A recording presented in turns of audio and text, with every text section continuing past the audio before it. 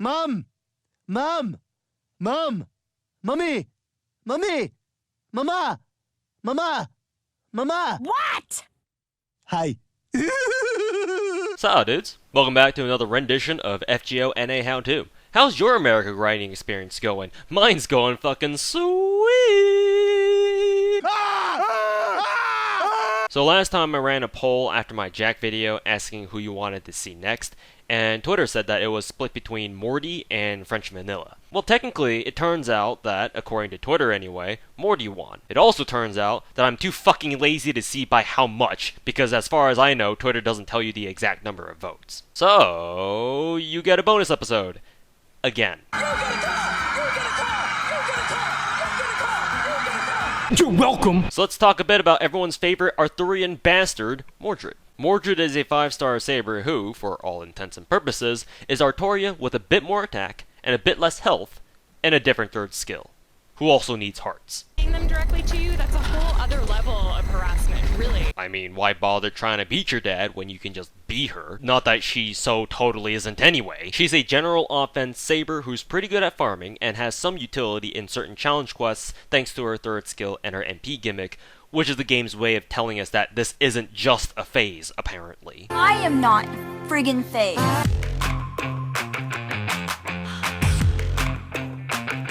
Morty has 14,680 HP and 11,723 attack at level 90, and 16,083 HP and 12,833 attack when max grailed. She's got standard saber class star absorption and star gen, 0.56% MP charge attack and 3% MP charge defense, 24.5% death rate, a semi-reverse S growth curve, and she's chaotic neutral, which is a fancy way of saying that she does whatever the fuck she wants. Oh wait, never mind, that's chaotic evil. My bad. She has a 2A2B deck with a Buster NP, just like her OG dad. Her quick card hits twice, her arts cards hit 3 times, her Buster cards hit once, and her extra attack hits 4 times. Morty plays very similarly to OG Saba in terms of stats. They'll survive for pretty much the same amount of time and hit pretty much the same, and their overall playstyles are also going to be pretty similar since they have the exact same command decks right down to the NPs. The one major difference that I'd say matters the most as far as stats are concerned is their MP charge gain, with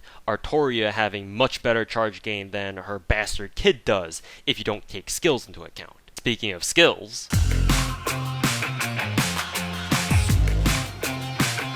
Mo's first skill is Mana Burst A, which increases her own Buster performance for 1 turn from 30 to 50% on a 7 to 5 turn cooldown depending on level. A straightforward skill, and also one of those you better fucking use it with her NP skills. It's the same rank as her dad's, so she doesn't have to worry about losing out to her in this respect. All you really need to know is that if the circumstances are right, and you have Mordred's Buster Brave Chain ready to go, she's gonna shock a bitch. Got me drugs. Her second skill is Instinct B, which sucks. Her third skill is where she actually doesn't just rip off her dad's kit like the fucking fangirl that she is. Secret of Pedigree EX increases her own defense for 1 turn from 30 to 50%, removes her own debuffs, and charges her own MP gauge from 10 to 30% on an 8 to 6 turn cooldown, all depending on level. Now this is the skill that puts her above her dad on the tier list. This is what Mordred trades for her dad's charisma skill, and at the end of the day, it makes her more versatile than her dad in the broad scheme of the game, even if only by a small margin. This skill is what makes her good for farming, since it means you don't need a K-scope to give her turn 1 NP, and can give her something that you can more easily get from the gacha, like Limit Broken Imaginary Element, or as Farmville calls it, the Ghetto Scope. This skill also makes Mordred somewhat viable in harder content fights thanks to the 50% defense buff and a debuff removal.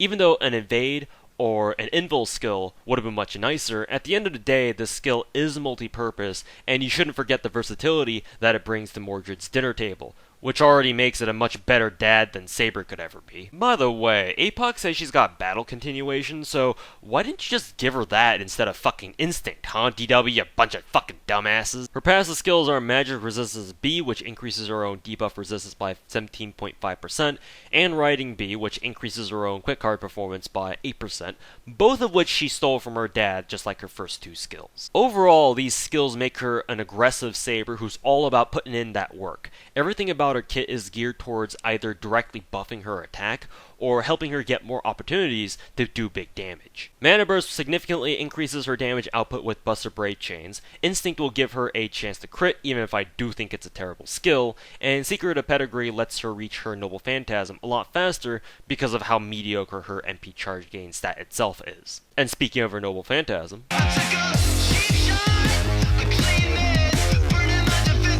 Mordred's Noble Phantasm is Clarent Blood Arthur, which is so totally not a name that an edgy high school emo kid would name their Noble Phantasm, no sir. It's a Buster AoE MP that deals 300 to 500% damage, depending on MP level, and deals additional damage against Artoria or Arthur faces from 180 to 220%, and refunds her MP gauge from 10 to 30% depending on overcharge level. Post interlude, it goes up to 400 to 600% damage depending on MP level, and a 20 to 40% refund depending on overcharge level instead. Alright, first things first. It's a Buster AoE MP and she has Mana Burst. You know what to do. Her extra Artoria damage perk is more of a gimmick than anything, since you're not often going to be going up against Artoria servants in the game, aside from story missions and challenge quests. But combine this with her third skill, and if you happen to find that there is an Artoria servant in a challenge quest somewhere, then congratulations! It's time to have Mordred beat up her dad. Too bad this means that there's only 3 people that Mordred can fight to her fullest potential. She does at least get refunded even with a Buster NP, which is a term that we use to describe any amount of MP charge that you get from using a Noble Phantasm, which goes a long way to helping Mordred build her MP back up again, depending on what overcharge level you use.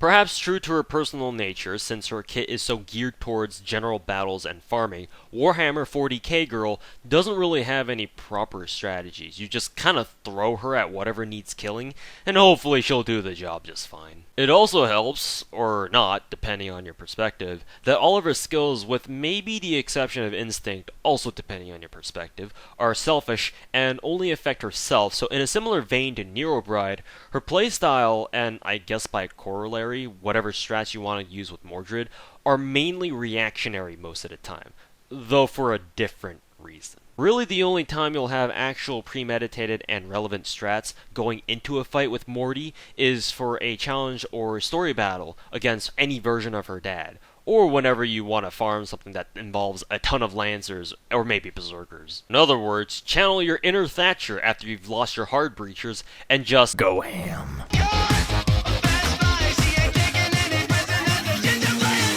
Again, similar to Neurobride, Sakaki doesn't really care what kinds of teammates or team comps she's put into, but for a different reason. That reason being that her skill set is, for the most part, only gonna affect herself. But the converse isn't the same. Since Morty's such an offensive servant, anything that you can do to help boost her damage goes a long way, so the usual suspects can be called here. Waver, Hans, anyone with charisma, whoever you have that has an attack boost in some way, shape, or form. Nightingale is also potentially one of her best teammates right now, too, with her Angel's Cry skill. Well, at least until this asshole gets put into the game. Just keep in mind that she brings nothing to the table herself in terms of support skills for her teammates. Well, unless you count Instinct as a support skill. And know that if she's in your team, chances are she'll need a fair bit of babysitting, which shouldn't be surprising given what she's like.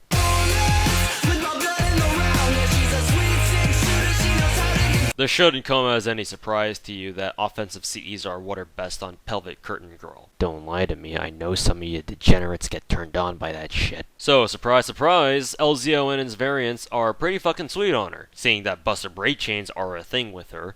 Victor is also really strong on her if you give her a star gen like Jack, though how much they'll get along I'm not really sure. Speaking of crit CEs, even though Mordred doesn't have anything that boosts her crit damage in her kit, if you can afford her a star gen like Jack in her team, like we mentioned earlier, Seal Designation Enforcer can be a great CE for Mordred to have, since this means she'll constantly be critting and doing lots of damage, assuming you can consistently create crit stars for her. MP damage CEs are also good on her, like Halloween Princess, Heaven's Feel, or even Black Grail, since Mordred does have a lot of HP like her dad. And since Mordred's MP charge gain could use some work, giving her MP generation CEs like Divine Banquet, Halloween Petite Devil, or Prisma Cosmos are also good on her depending on what you want. Her Bond CE, Who Am I, increases party MP damage by 20% when Mordred has it equipped and is on the field. This unfortunately is not really ideal for Mordred because this is the one part of her entire kit that's support based.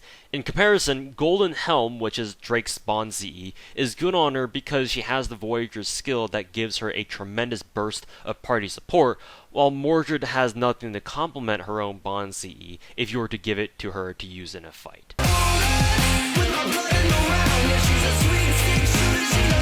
Mordred is a general-purpose saber who can be right at home farming alongside her dad at Southwark or spamming all the buster cards she got in her deck.